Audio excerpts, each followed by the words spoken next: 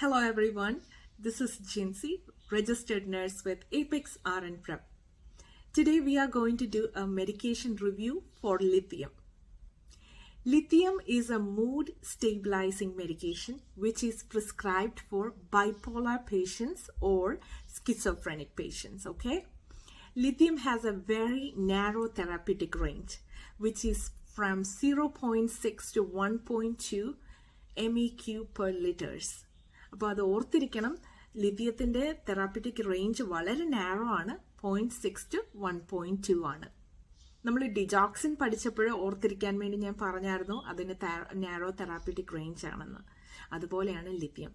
Lithium is a very important drug for NCLEX exam. So they will ask you questions about lithium toxicity and lithium medication.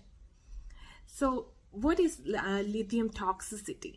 Lithium toxicity എന്ന് പറഞ്ഞാൽ നമ്മുടെ ബ്ലഡിൽ ലിഥിയത്തിൻ്റെ amount 1.5 കൂടിക്കഴിഞ്ഞാൽ lithium toxicity ഉണ്ടാകും. Acute lithium toxicity symptoms primarily manifest with GI side effects. GI side effects such as nausea, vomiting, diarrhoea, ഇങ്ങനെയുള്ള symptoms ആയിരിക്കും patients ആദ്യമേ കാണിക്കുന്നത് ലിഥിയം ടോക്സിസിറ്റി ഉണ്ടായിക്കഴിഞ്ഞാൽ. Okay, GI symptoms, do not forget that. അതിനുശേഷം പേഷ്യൻസ് ന്യൂറോളജിക്കൽ സിംറ്റംസ് കാണിക്കാൻ തുടങ്ങും, such as confusion, tremors, ataxia, sluggishness, ഇങ്ങനെയുള്ള സിംറ്റംസ് കാണിക്കാൻ തുടങ്ങും. സിവിയർ ലിഥിയം ടോക്സിസിറ്റി കേസസിൽ പേഷ്യൻസിന് സീഷേഴ്സ് വരും, എൻസെഫലോപ്പതി വരും. So just keep that in your mind.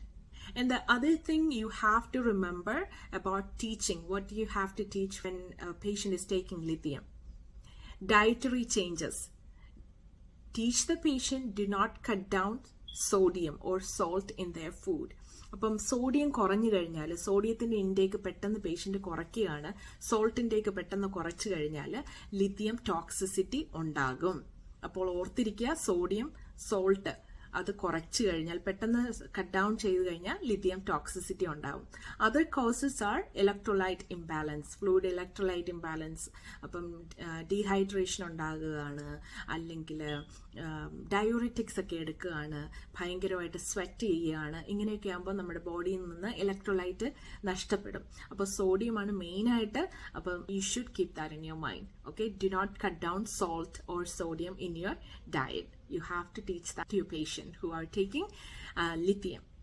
So I hope this video helped you guys to remember about the medication lithium for NCLEX exam.